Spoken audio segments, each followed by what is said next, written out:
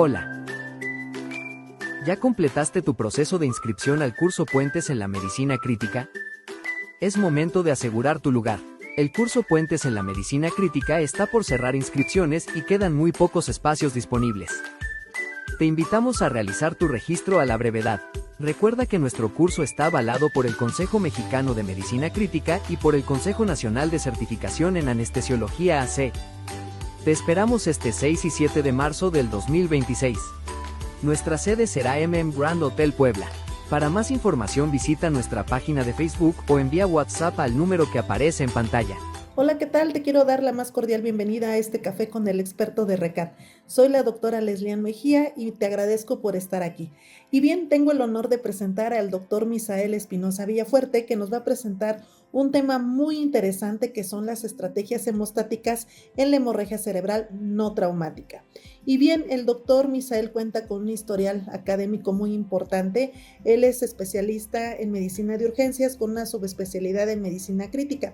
También cuenta con un entrenamiento en cuidados neurocríticos por la Universidad de Milano en Italia. Cuenta con un entrenamiento y certificación ECMO, certificado por la Euroelso, por el Hospital de Cardiología en París. Él cuenta con una especialidad en gestión de los servicios de salud, al igual que una maestría en dirección y gestión de calidad de los servicios de salud. Cuenta con diversos diplomados, entre ellos el diplomado de tratamiento de infecciones por bacterias multiresistentes en terapia intensiva por la CEMISIUC en España. Él también cuenta con el diplomado de programa para la optimización de los antimicrobianos por el Consejo de Salubridad General. Es instructor en simulación clínica por parte de la UNAM y es jefe de áreas críticas del Hospital Beneficencia Española de Puebla. Cuenta también con la jefatura en terapia intensiva en el adulto del Hospital General de Zona número 1 del IMSS y es coordinador del capítulo de cuidados neurocríticos del Colegio Mexicano de Medicina Crítica. Es vocal del Colegio Poblano de Medicina Crítica. Y bien, te quiero invitar a este 6 y 7 de marzo por parte del Colegio Poblano de Medicina Crítica, Puentes en la Medicina Crítica, en la cual cuenta con el Consejo de Anestesiología y de Medicina Crítica. Cuentan con un programa muy interesante, te esperamos en Puebla, no faltes. Y de igual manera queremos invitar al Congreso Anual del Colegio Mexicano de Medicina Crítica que se llevará a cabo en Monterrey, Nuevo León, en octubre 4 y 8. Aparta las fechas porque de igual manera se estará realizando en conjunto con el Congreso Panamericano e Ibérico en este 2026 por parte del Colegio Mexicano de Medicina Crítica. Y bien, te doy la más cordial bienvenida, esperando sea de su agrado esta excelente ponencia. Muchas gracias y nos vemos en el próximo Café con el Experto. Hola a todos, agradezco a los organizadores por esta invitación y bueno, vamos a platicar acerca de las estrategias hemostáticas en hemorragia cerebral no traumática. Mi nombre es Misael Espinosa y comenzamos. ¿Cuál es nuestro escenario? Pues cualquier paciente que desarrolla de manera repentina cambios en el estado neurológico, posiblemente precedido por un cuadro de cefalea progresivo o intenso y que concluye pues, en un accidente vascular cerebral, hemorragia en este caso, y pues para fines de la plática, el que tenga como antecedente consumo de algún tipo de anticoagulante, antiagregante plaquetario, que por el hecho de consumirlo, pues el riesgo de que la hemorragia sea peor de lo que parece existe. Vamos a platicar un poco de generalidades de la hemorragia cerebral no traumática, mecanismos fisiopatológicos, un poquito nada más, y estrategias para limitación del daño, que es algo muy interesante y que ha ido evolucionando y cambiando en el tiempo estas recomendaciones y las conclusiones que yo integré. Pues como epidemiología es importante recordar que la lesión cerebral aguda, del tipo que sea, y particularmente atribuible a extravasación, es decir, a rotura vascular, salida de sangre hacia los tejidos, hacia el tejido cerebral o hacia los ventrículos, y el espacio subaracnoideo es la que se clasifica como hemorragia intracerebral espontánea. No hay algún factor agregado que la precipite, y dentro de todos los tipos de accidentes cerebrovasculares, es el segundo. Abarca hasta un 28% de todos los casos y desgraciadamente la letalidad puede alcanzar hasta el 25% de los pacientes en la primera semana, incluso en los primeros días, ¿no? y asociado a las secuelas, a las complicaciones tardías del deterioro neurológico y la pérdida de funciones, hasta el 49% de los pacientes fallecen al año. De estos o de los sobrevivientes, o sea, del restante, de la población restante, 6 de cada 10 pacientes pues no logran reintegrarse a sus actividades cotidianas previas a la hemorragia, es decir, la discapacidad por diferentes escalas, en este caso por ranking modificado, pues siempre el puntaje es mayor a 4 y 4 de cada 10, el resto de pacientes pueden recuperar su función a lo más cercano o posiblemente como se encontraba antes de la lesión. Esto evidentemente no lo podemos pronosticar tan fácil en las primeras semanas después de haber sufrido la hemorragia y más si pues, requirió procedimientos para contenerla, eliminarla y posteriormente pues, intentar establecer una estrategia de rehabilitación rápida, temprana y eficiente, ¿no? Entonces puede variar, podemos verlo a los 3 meses, podemos verlo a los 6 meses, al año, incluso después de esto, ¿no? Ahí lo que demuestra, o lo que ha demostrado, mejor dicho, que tiene mejores resultados funcionales después de salir de la fase aguda de la hemorragia, es pues la rehabilitación temprana, la rehabilitación integral y pues evidentemente mantener un estado nutricional y prevención de infecciones asociadas. Y como etiología, o sea, los diferentes mecanismos fisiopatológicos que existen, que están descritos, este artículo es muy, muy bonito porque integra 11 causas de las más frecuentes que precipitan hemorragias cerebrales. Algunas, pues evidentemente se pueden prever, otras se pueden evitar incluso, pero pues al final de cuentas siempre hay una de estas en un paciente con hemorragia cerebral espontánea. Malformaciones cerebrovasculares, trombosis venosa, perdón, trombosis del seno venoso longitudinal, tumores, ¿no? Enfermedades autoinmunes, vasculitis, PRES también puede precipitar hemorragias, fístulas arteriovenosas durales, aneurismas, que es muy frecuente, enfermedades vasculares, alteraciones en el diámetro vascular arterial de los vasos sanguíneos cerebrales, infartos, ¿no? Infartos que se convierten en hemorragias, ya sea antes del tratamiento con fibrinolisis o tras el tratamiento con fibrinolisis, que este va a ser uno de los temas a los que nos vamos a enfocar y que vale la pena considerar. Aneurismas pequeños que muchas veces tienen que ver por enfermedades a distancia como endocarditis infecciosas y malformaciones arteriovenosas que se encuentran más hacia la región cortical. Rápidamente, recordar que pues, existen dos grandes momentos de la hemorragia cerebral espontánea desde el punto de vista fisiopatológico. No vamos a profundizar en mecanismos inflamatorios ni cascadas de citoquinas, pero sabemos muy bien que se rompe el vaso, sale la sangre hacia el tejido cerebral y ocupa un espacio, ¿no? Ese espacio desplaza las estructuras que se encuentran a su alrededor, por un lado, por otro, se infiltra en el propio tejido cerebral y lo destruye, ¿eh? Lo inflama o lo destruye por este efecto pues, lesivo, traumático del hematoma y pues comienza, ¿no? a generar esta activación de citoquinas inflamatorias, factor de necrosis tumoral, interleucinas, el factor nuclear kappa beta, y patrones moleculares asociados a daño que migran hacia las diferentes estructuras cerebrales, incluyendo evidentemente la barrera hematoencefálica, y comienza a tener disrupción o a generar disrupción de esta barrera, ¿no? Se liberan moléculas inflamatorias que no solamente actúan de manera local, sino también a distancia, y conforme va sucediendo esto, comienza a haber destrucción de los eritrocitos que están evidentemente en el hematoma que sucedió, que generó la lesión primaria. Los eritrocitos se rompen, liberan pues las sustancias que se encuentran dentro de la hemoglobina, como es el oxígeno, como es el hierro, y estos a su vez se unen o buscan tener cierta liberación por un lado y en ese trayecto en busca de esa eliminación, de esa distribución hacia las zonas circulación cerebral, como sería el sistema linfático, por ejemplo, generan obstrucción por conglomerados eritrocitarios o generan toxicidad celular o generan diferentes mecanismos de edema, ya sea citotóxico o propiamente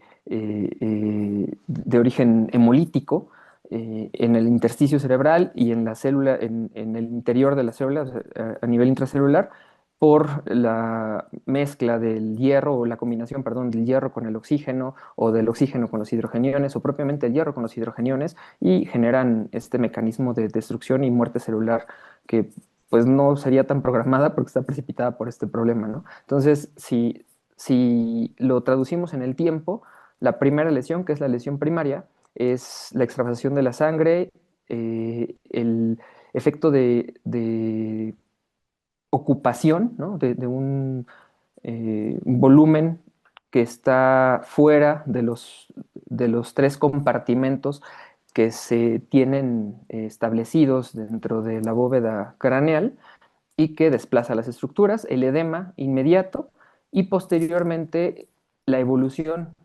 la progresión, mejor dicho, de esta lesión primaria pues, que tienen que ver con los mecanismos de citoquinas inflamatorias, el edema vasogénico intersticial y citotóxico y el edema hemolítico, pues van a precipitar la lesión secundaria. Esta evolución, pues evidentemente es en el tiempo. Inmediatamente el efecto de masa, la necrosis del tejido y el colapso microvascular o la ruptura por la compresión, el efecto compresivo que genera la expansión del hematoma, es lo que vamos a ver inicialmente y es lo que genera el deterioro neurológico del paciente. La respuesta inflamatoria excesiva, que es asociada a esta migración de moléculas inflamatorias, y el efecto de masa relacionado al edema que se intensifica aún más y que es cuando comenzamos a ver esta alteración en la compliance cerebral, pérdida de la compliance cerebral, incluso ya el síndrome de compartimiento intracraneal, desde el punto de vista clínico, lo continúa y ya en la fase tardía, es decir, después de las primeras 24 o 48 horas, pues la destrucción propiamente de las células sanguíneas, particularmente los eritrocitos, el estrés oxidativo y lo que les comenté acerca de la liberación del hierro y su unión con los hidrogeniones o con los iones de oxígeno que se encuentran, las moléculas de oxígeno, iones de oxígeno, lo que haya sucedido, que se encuentran libres y desprendidos de la hemoglobina, ¿no? Hay diferentes estrategias que podemos implementar eh, desde el punto de vista clínico, ¿no? Para intentar limitar tanto la lesión primaria como la lesión secundaria, o sea, que no sea tan intensa o si se puede evitar, pues mejor aún, ¿no? Como es el control de la presión arterial, ahorita vamos a ver una diapositiva acerca de ello. En el caso del paciente que tiene criterios quirúrgicos inmediatos, pues hacerlo y contener, ¿sí? El efecto de los medicamentos que posiblemente estén precipitando el crecimiento desproporcionado del hematoma, ¿no? Como sería el consumo crónico de algunos anticoagulantes, antigramos plaquetarios que posiblemente tenga el paciente. Si se nos pasó esto o si no fue candidato a esto en las primeras horas del escenario, pues la craniometría es compresiva o la estrategia para control de la expresión inflamatoria, hay que implementarla, hay que hacerla y al final pues hay que buscar cómo eh, pues entretener, ¿no? A esas moléculas de hierro que se encuentran libres y que se van a unir a otras estructuras que en combinación van a generar citoquinas inflamatorias y toxicidad celular a través de estrés oxidativo. Lesión primaria la podemos eh, sintetizar en estos cuatro puntos: expansión del hematoma, pérdida de la complianza, migración de líquido de la hemorragia hacia estructuras internas como sería el sistema ventricular y propiamente el efecto de masa que puede hacer herniación cerebral. La lesión secundaria, pues que se perpetúe y se incremente el edema cerebral y que se vuelva complejo, que no sea solo un tipo de edema cerebral, ¿no? Sino que se integren los tres o cuatro tipos de edema cerebral que han estado descritos, el incremento en la expresión de citoquinas y de estrés oxidativo, la destrucción eritrocitaria y la toxicidad celular, que incluso puede comenzar a partir de las primeras 6 horas. Y después de recordar, pues, cómo es que a grandes rasgos, ¿no? Cómo es que se lleva a cabo el empeoramiento progresivo de un paciente con hemorragia cerebral espontánea, pues nos tenemos que detener en este momento, ¿no? Pongo siempre una balanza de diferentes formas. Este cuate, pues si se cae hacia cualquiera de los dos lados, o si se inclina demasiado hacia cualquiera de los dos lados, pues va a morir, está en una altura impresionante. Y me parece que tenemos que balancear entre qué vamos a perseguir, si que el paciente recupere su funcionalidad o sobreviva. eh, si hubiera algo que elegir, ¿no? Y que del lado de uno de los lados de esta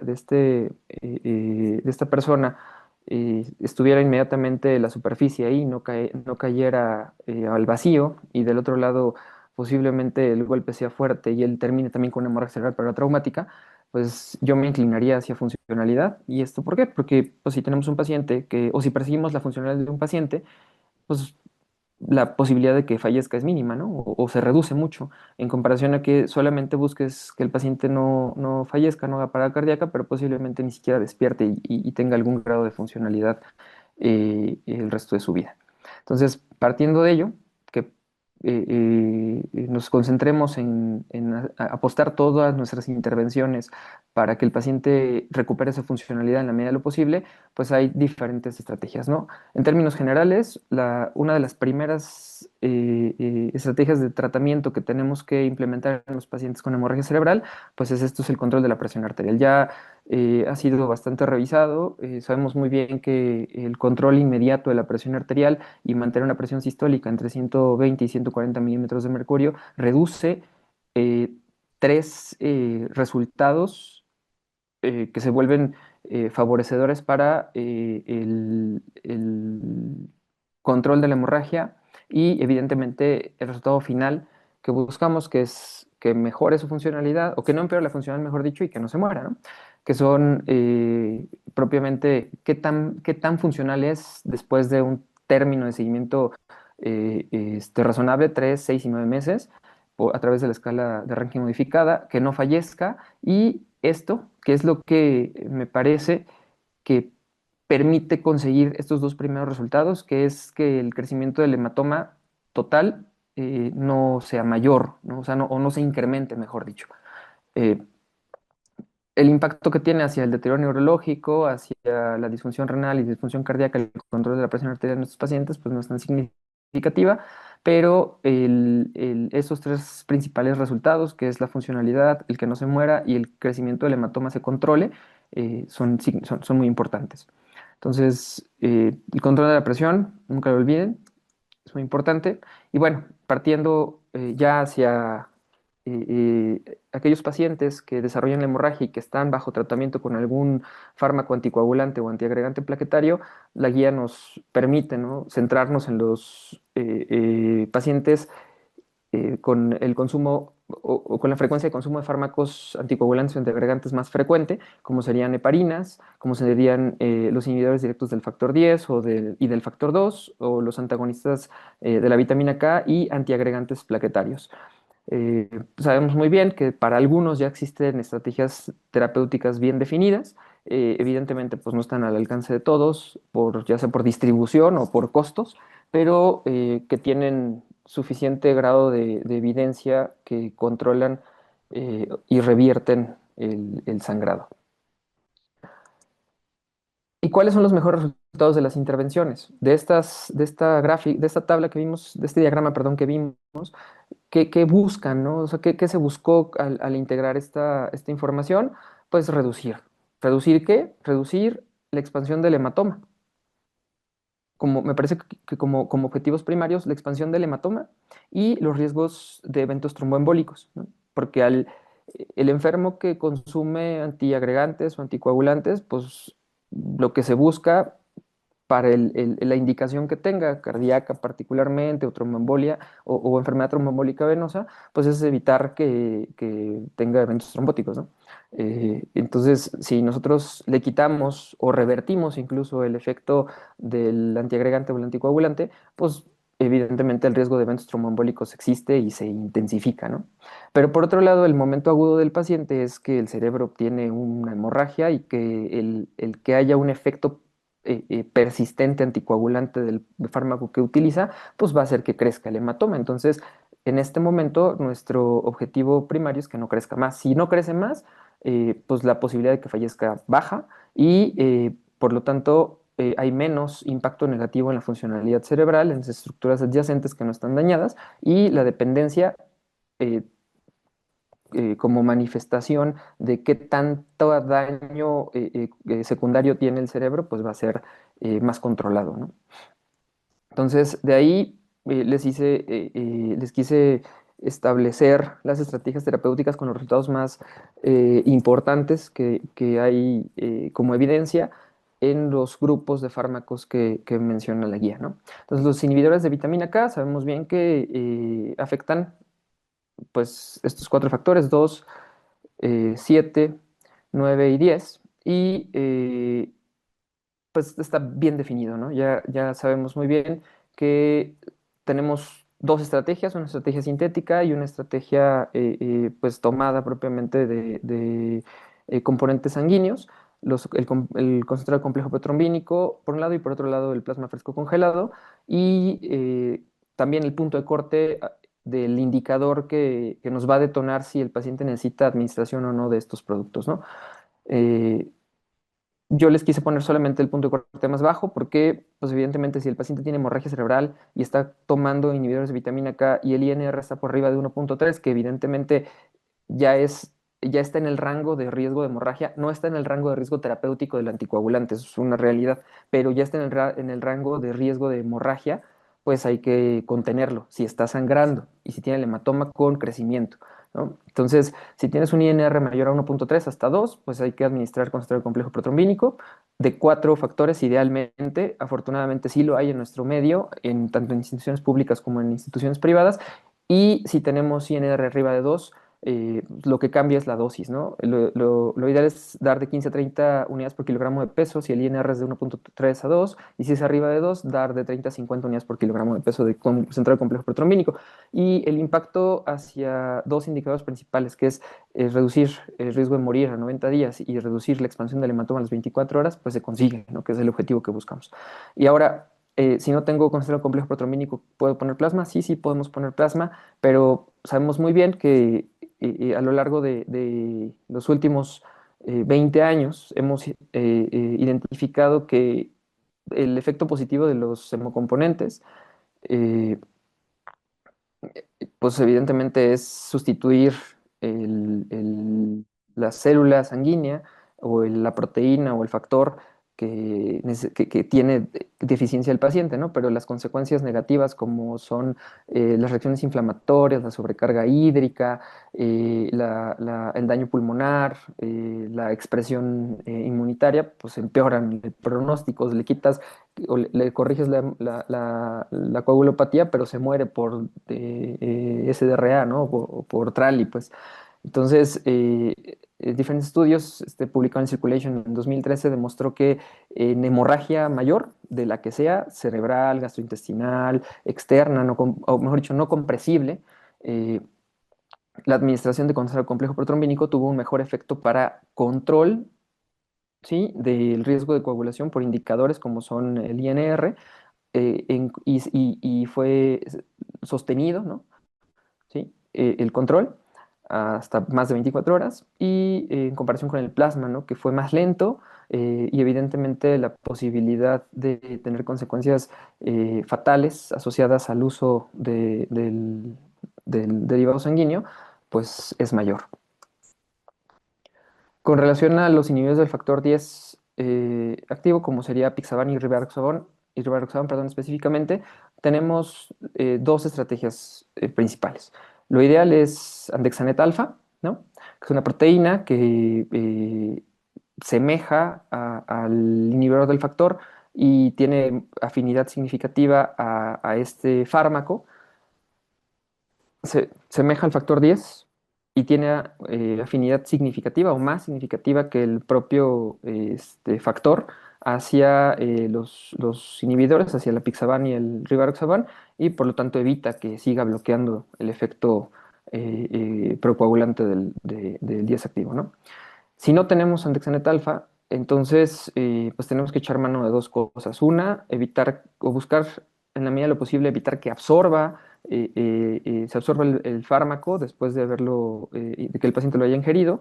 Eh, Normalmente hay que darlo antes de las 2 horas, o sea, pero pues no creo que primero el paciente lo diga más si viene con hemorragia cerebral, o la gente sepa precisamente sus acompañantes cuando lo llevan, a qué hora fue la última dosis que consumió de inhibidor, ¿no? O de anticoagulante. Entonces, hay evidencia que hasta 8 horas después de haberlo consumido, el darle carbón activado al paciente puede reducir la absorción del producto, ¿no? Y administrar concentrado complejo protrombínico, igualmente de 4 factores, pues tiene cierta efectividad en el control de la hemorragia. Pero si conseguimos Andexanet y se lo damos, la dosis o una sola dosis, dependiendo si es dosis baja o dosis alta, de acuerdo a la concentración o la dosis, mejor dicho, del anticoagulante que consumió el paciente, si es 5 miligramos o menos, o es más de 5 miligramos, y el momento de la administración, idealmente, posiblemente no sea en todos, no sea el mismo escenario, pero si tienen un paciente que inició los síntomas antes de 12 horas de llegar con ustedes y tiene menos de 15 horas que tomó la última dosis del anticoagulante, pues van a tener hasta un 94.5% de efectividad para reducir el efecto anticoagulante del apixaban o del rivaroxaban si administraron Andexanet. 26.9 si usaron el tratamiento secundario, ¿no? Y se logró controlar la expansión del hematoma a las 24 horas, esto manifestado por dimensiones. O cómo es que tanto los inhibidores de vitamina K como el inhibidor del factor 10 pudieron definir si crecía o no el hematoma, porque hacían la tomografía cuando llegaba el paciente y a las 24 horas después de haber administrado el fármaco, el antídoto, pues, ¿no? Y vieron que el incremento proporcional no fue significativo y no generó las consecuencias de pérdida de la compliance cerebral, de herniación cerebral o de mayor deterioro funcional. En el caso de los inhibidores del factor 2 activo, particularmente dabigatran, eh, tenemos también la estrategia farmacológica de idarucizumab, un fragmento de anticuerpo monoclonal que también se encarga de inactivar la molécula circulante del dabigatran en plasma, ¿no? Y con una efectividad terapéutica mayor al 95%. Si no tenemos hidroxizumab en nuestro medio, pues lo mismo, es dar al paciente carbón activado con los mismos tiempos, idealmente menos de 2 horas del último consumo, y si no, hasta 8 horas tenemos. Dar concentrado complejo protrombínico a las mismas dosis, mismas dosis, pero como si tuviéramos INR alto, o sea, INR arriba de 30 a 50 unidades por kilogramo de peso de concentrado complejo protrombínico de 4 factores.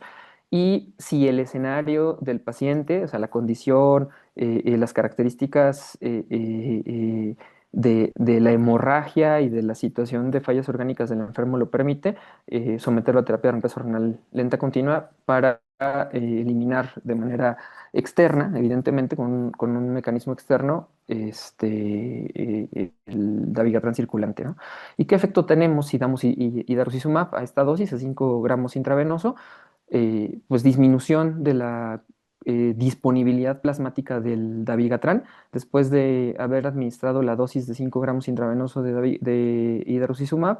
La concentración plasmática incluso fue prácticamente ausente, ¿no? Durante las 24 horas tras haber administrado la dosis. Y con respecto a los indicadores plasmáticos del efecto anticoagulante del dabigatran, como serían los tiempos de coagulación, tiempo de trombina, tiempo de tromboplastina parcial y el tiempo de coagulación de carina, que es una sustancia que tiene más especificidad para medir la actividad anticoagulante del dabigatran. Tras la administración, entre los 10 y 20 y 30 minutos, perdón, el control de este tiempo de coagulación y llevarlo a la normalidad, pues se mantiene o se alcanza rápidamente y se mantiene por un tiempo significativo, ¿no? De 24 horas o más. Rapidísimo, las heparinas, sabemos muy bien, aquí no hay que profundizar mucho, actúan sobre dos factores, factor 2 y factor 10, y tenemos ya muy bien estudiado el mecanismo de control o de reversión del efecto anticoagulante de la heparina, que es la protamina, perdón. Eh, el efecto catiónico que tiene la protamina tiene suficiente afinidad con el efecto aniónico que tienen las heparinas, ya sea la no fraccionada o la de bajo peso molecular, se une y lo inactiva, ¿no? Las dosis ya las sabemos bien, 100 unidades por cada 100 unidades de heparina no fraccionada, 1 miligramo de protamina, por cada miligramo de heparina de bajo peso molecular, 1 miligramo de protamina. Es mejor, evidentemente, el control del efecto anticoagulante de protamina sobre no fraccionada que sobre bajo peso molecular, pero es la estrategia terapéutica recomendada. Y en el caso de los antiplaquetarios, sabemos que Patch en 2016 nos dijo que no diéramos o que no tenía sentido dar plaquetas a los pacientes que tenían efecto de APAS, ¿no? Salvo algunas condiciones específicas, como es aquel paciente de trauma que tenía hemorragia cerebral y que tenía que entrar a quirófano sí o sí. Entonces, en ese paciente sí le ponías plaquetas con cierto riesgo de que tuvieras efectos adversos por el uso de plaquetas no procoagulante, de efecto procoagulante, sino las consecuencias por el efecto inmunitario y de lesión pulmonar. Sin embargo, bueno, les hice poner este score de ranking de seguimiento porque ellos vieron que aquellos pacientes que tuvieron, eh, ¿cómo se llama?, administración de plaquetas, pues la posibilidad de recuperación fue menor y la posibilidad de malos resultados funcionales fue mayor, ¿no? O sea, a lo mejor no se morían, pero funcionalmente estaban peor. Tuvo ahí ciertos asegúnes ese resultado. Hubo un estudio posterior donde dijo que es al que vamos a llegar ahorita, en donde se demostró que había ciertas poblaciones de pacientes que se beneficiaban en la administración de plaquetas en escenarios de hemorragia 3 específicamente, ¿no? Este es un diagrama de tratamiento, de abordaje diagnóstico terapéutico de la Sociedad Francesa de Coagulación y Hemostasia, y ellos demostraron desde 2020 que efectivamente no es desviada la recomendación categórica de Patch. Sin embargo, hay tres escenarios de hemorragia que tenemos que reconsiderar cuando nos encontramos con ellos. Cuando hay hemorragia gastrointestinal, cuando hay choque hemorrágico independientemente del sitio y cuando hay hemorragia intracraneal. Y nos vamos a centrar en la hemorragia intracraneal. Ellos identificaron si el paciente requería cirugía o no requería cirugía. Si requería cirugía, hay que neutralizar los APAS sí o sí. Los APAS son los antiagregantes plaquetarios. Acuérdense que tenemos los inhibidores del ADP, el inhibidor directo del P2Y12 y tenemos los que tienen que ver con el tromboxano A1, perdón, tromboxano A1, que es en cualquiera de esos tres escenarios, si requiere neurocirugía el paciente, y si requiere neurocirugía es porque evidentemente está generando pérdida de la compliance cerebral, incremento de la presión intracraneana y requiere descomprimir y evacuarse ese hematoma, pues se pone. En aquellos pacientes que no requieren neurocirugía y tienen Glasgow arriba de 8 puntos, pues no se neutraliza, pero si tiene Glasgow abajo de 8 puntos, pues hay que ver si se beneficia o no de neutralizarlo y de operarlo, ¿ok? Entonces, recomiendan eh, una proporción mayor de plaquetas transfundidas, ¿sí? Que la dosis estándar que se tiene cuando por nivel plasmático de plaquetas se recomienda la administración, ¿no? Si tienes abajo de 100.000 plaquetas y sin efecto anticoagulante o antiagregante plaquetario, el paciente va a estar sometido y es neurocrítico, perdón, pues se recomienda corregir la concentración de plaquetas plasmáticas para que se encuentren arriba de 100.000, ¿no? Si el paciente va a ser sometido a un procedimiento quirúrgico, no tiene nada en el cerebro, toleras entre 80 y 100.000, o entre 50 y 80.000, dependiendo, ¿no? Si no tiene sangrado, va a ser sometido a nada y tiene menos de 50.000, pero más de 20.000, pues transfunde. Si tiene menos de 20.000, igual y sí, ¿no? Entonces, esas dosis son diferentes a los escenarios en los que tienes consumo de integrantes plaquetarios y también los clasifica en los cuatro fármacos que están en este momento disponibles y para cada uno de ellos tiene una dosis recomendada. En el caso de la aspirina, eh, una dosis estándar son de 50.000 millones de plaquetas por cada 10 kilogramos de peso corporal. El clopidogrel se duplica esa dosis y es muy importante considerar que si tiene menos de 6 horas, tanto el clopidogrel como el prasugrel, o sea, el inhibidor del ADP que llega al P2Y12, a menos de 6 horas de haber consumido la última dosis de estos fármacos, pues la eficacia es todavía menor. Y particularmente con ticagrelor. Con ticagrelor era algo complejo hasta 2018 y ya para 2022 que se logró presentar el inhibidor del ticagrelor, pero antes de esto era casi imposible contener una hemorragia en un paciente que consumía este medicamento. Afortunadamente el nivel de seguridad para reducir el riesgo de hemorragia era altísimo, pero pues evidentemente cuando sangraba, pues ahí es donde ponía a todos a correr, ¿no? Entonces, si ticagrelor lo había consumido las últimas 24 horas, pues la transfusión de plaquetas no servía. Ellos buscaron si algún otro factor, como el factor 7, servía y no hacía que sangrara menos, lo que hacía es que tuviera más eventos trombóticos.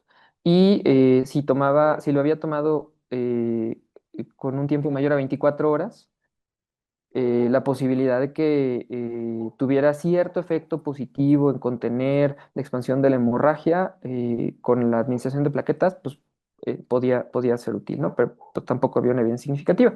Entonces, empezaron a hacer pruebas con mismos anticuerpos, en este caso provenientes de inmunoglobulina humana, y vieron que ventracimab, tenía un efecto significativo altamente inhibitorio del efecto del ticagrelor a nivel plasmático y evidentemente controlaba y revertía la hemorragia asociada a este producto, ¿no? Y tanto el porcentaje de inhibición de del efecto del producto, pues, o sea, del ticagrelor, antes y después de su administración era pues evidentemente abismal. Antes de la administración, el porcentaje de inhibición pues, era nulo, ¿no? O sea, la actividad, ¿no? Siendo más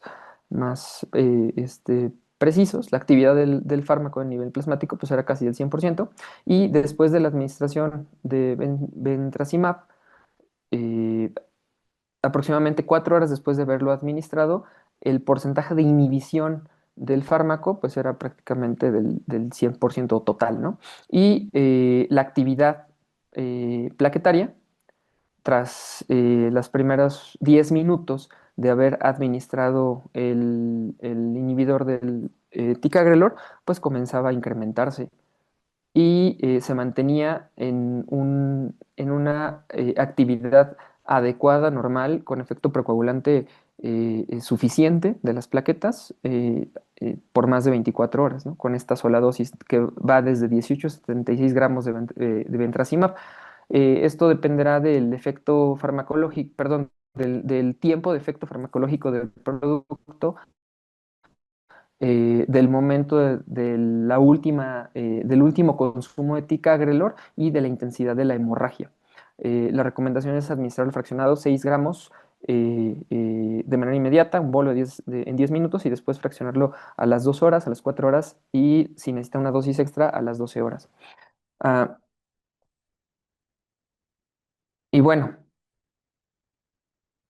por último, hay pacientes que no consumen anticoagulantes, que desarrollan hemorragia cerebral espontánea y que pues no hay algo aparentemente más que podamos administrarle para evitar que se expanda el hematoma, ¿no? Que es el objetivo primario de tanto de revertir un efecto anticoagulante como de favorecer la limitación de la expansión de la hemorragia de manera temprana, ¿no? Entonces me hice esta pregunta, si es útil administrar hemostáticos y terapias transfusionales como factores de coagulación en plaquetas en pacientes que no consumen antitrombóticos o anticoagulantes y desarrollan hemorragia cerebral espontánea. Y saben perfectamente bien que ácido tranexámico se ha venido estudiando en los diferentes momentos. Cochrane, en esta última revisión que hizo acerca de la aplicación de ácido tranexámico en hemorragia cerebral, eh, las primeras tres revisiones, 2006, 2009 y 2018, pues no tuvo una evidencia significativa para cerebral espontánea no traumática, ¿sale? Pero a partir de 2023, pues sí se utiliza y el objetivo primario es reducir la expansión del hematoma, ¿no? Para controlar o evitar que el hematoma se expanda, tiene un efecto farmacológico significativo. Sin embargo, no tiene intervención o no favorece la reducción o la limitación del hematoma en todos los pacientes, porque fisiopatológicamente, pues no únicamente el estado hiperfibrinolítico es lo que favorece el incremento de la hemorragia, ¿no? Vámonos al otro escenario. Tenemos un paciente que desarrolló un evento vascular cerebral isquémico, llegó en ventana neurológica para terapia fibrinolítica y fue candidato y le dimos fibrinolítico, ¿no? Entonces, estos pacientes que reciben tratamiento con RTPA, con alteplasa, con tenecteplasa, evidentemente es sistémica, ¿no? Si lo tenemos con manejo médico, no intervencionista. Ah, el riesgo de hemorragia que tiene el paciente tras someterse a terapia fibrinolítica es entre el 3 y el 7%, incluso hasta el 11% se ha descrito, ¿no? Y hay un indicador que se ha buscado estudiar de manera insistente como factor pronóstico, una variable independiente de conversión de ese infarto cerebral trombolizado a una hemorragia intracraneal secundaria, ¿no? Se ha visto que la hipofibrinogenemia posterior, de manera o inmediatamente posterior a la administración del fibrinolítico, o sea, en las siguientes 2 horas, en el paciente con evento vascular cerebral isquémico, puede presentarse, o sea, hasta en el 5% de los pacientes y puede convertirse en un evento cerebral hemorrágico ahora, ¿no? Y pues evidentemente es un factor de riesgo para empeoramiento de todo, incluso de fallecimiento. Eh, Diferentes estudios han visto, este es uno muy interesante de una población grande de chinos, que publicada en Stroke de 2019, en donde vieron que tanto la concentración de fibrinógeno plasmático por debajo de 150 miligramos por decilitro eh, indicaba, ¿no? O se tomaba como un indicador de factor de riesgo para sangrado posterior a la fibrinolisis en aquellos pacientes que desarrollaban hemorragia cerebral espontánea sintomática y fueron sometidos a tratamiento de trombolisis intravenosa y tuvieron una población agregada. Aquellos pacientes que se les da fibrinolisis intravenosa y se meten a terapia endovascular de rescate o consecutiva por las dimensiones del trombo, ¿no? Y vieron que en ambas poblaciones, ¿sí? La concentración de fibrinógeno tras la fibrinolisis, después de las 2 horas de haber administrado el fibrinolítico, eh, si se encontraba por debajo de 2 gramos, es decir, 1,5 o 1 gramo, la posibilidad de sangrado era altísima, es el punto de corte. Y midieron otra alteración, que es el delta fibrinógeno, cuánto cayó el fibrinógeno de la medición inicial a la medición a las 2 o 4 horas, dependiendo si era solamente tratamiento farmacológico o terminó también en tratamiento endovascular. Y vieron que los cambios de 500 miligramos o de 0,5 gramos por litro de fibrinógeno en el paciente que fue sometido solo a trombolisis tenía un impacto negativo en el riesgo de sangrado, y en el caso del paciente que sometía a terapia endovascular, aquel paciente que tenía cambio de 1 gramo o más, ¿no? O sea, 100 miligramos o 1 gramo o más en ese delta de caída de concentración de fibrinógeno era un factor pronóstico para sangrado. Y además, ya que hicieron el análisis de regresión logística multivariado, identificaron que edad, el NIHS basal, si el paciente cursaba con fibrilación auricular o no, porque vieron que el riesgo de resangrado era mayor en pacientes que desarrollaban infarto cerebral cardioembólico, no aterotrombótico, y la dosis el fibrinolítico, particularmente alteplasa. Estos cuatro variables tenían, obviamente, todas juntas, pues integraban un factor de riesgo mayor para conversión a hemorragia. Esta publicación del 2022 también demostró que, un estudio multicéntrico demostró que la concentración de fibrinógeno, la caída de concentración de fibrinógeno plasmático tras la administración del fibrinolítico era un factor de riesgo importante para el desarrollo de hemorragia. Y ellos midieron dos tipos de hemorragia intracerebral y hemorragia mayor, ¿no? Ambos tenían una proporción alta de desarrollo si la concentración de fibrinógeno caía. Caía, en este caso, más de 500 miligramos por decilitro. O, bueno, en el caso del delta y en el caso de la concentración plasmática, 2 gramos o 200 miligramos. Entonces, empezaron a ver ellos que pues, fibrinógeno bajo es problema después de dar tratamiento fibrinolítico, pero cabe el darle o el sustituir ese fibrinógeno plasmático que falta para evitar que se convierta a hemorragia o no, porque pues lo que buscas es este efecto, ¿no? Fibrinolítico, y tú le das fibrinógeno, pues eh, evitas que el fármaco que intenta alisar el coágulo funcione. La realidad es que no. La realidad es que no hay una condición que tenga que ver directamente con la administración del concentrado de fibrinógeno y revertir el efecto del fibrinolítico. Ellos, estudio multicéntrico, integraron, además de las variables que les había comentado en el de los chinos, que era edad, que era el NIHS, que era la fibrilación y que era el tipo de fibrinolítico que utilizaron, agregaron propiamente los mecanismos, ya sea farmacológico y mecánico del ISIS, el conteo plaquetario y algunas otras cosas como presión sanguínea, como concentración de glucosa y creatinina. Y hicieron un modelo de regresión para identificar la posibilidad o el riesgo de que suceda el evento hemorrágico, y pues fue estadísticamente significativo, con área bajo la curva, perdón, por arriba de 0,74.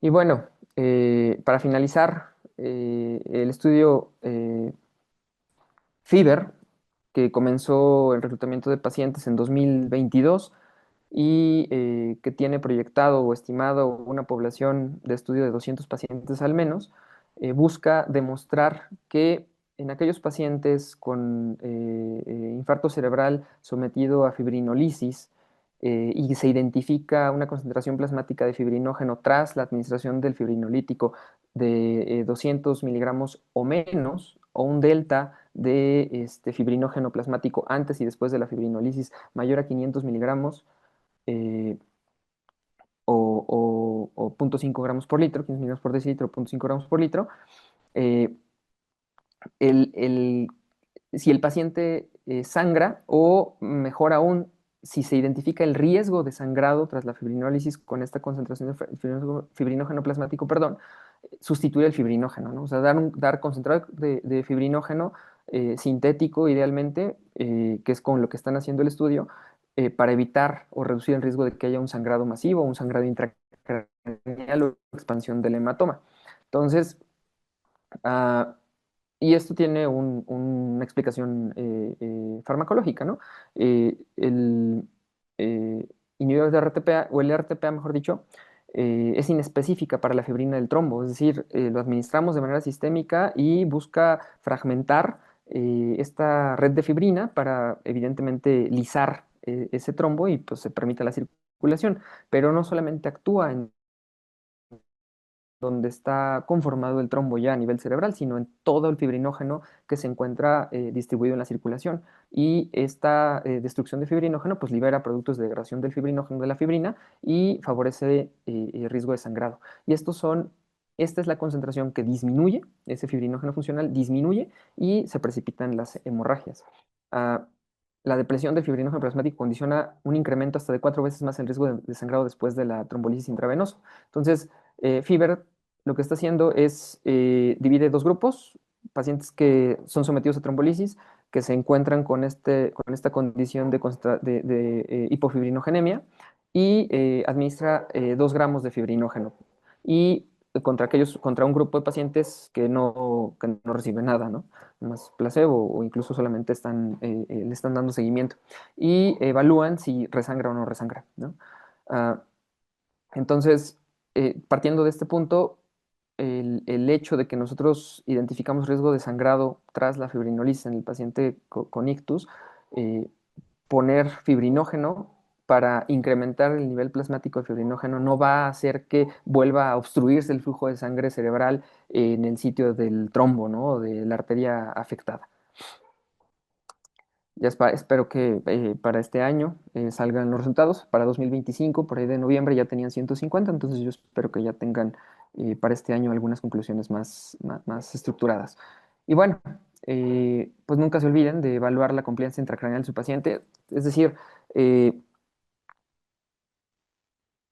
todo lo que estamos viendo ahorita, nosotros no lo vamos a poder presenciar de manera directa, o sea, no nos vamos a meter a la cabeza del paciente y ver cómo está creciendo el coágulo y si le pusimos el anticoagulante o si le pusimos el inhibidor del dabigatran o cosas de esas, a ver si bajó o no, ¿no? Lo que vamos a ver es la expresión clínica de nuestro enfermo y esta expresión clínica la podemos evaluar y dar seguimiento, monitorear a través de diferentes estrategias de evaluación neurológica, de cuidados neurocríticos.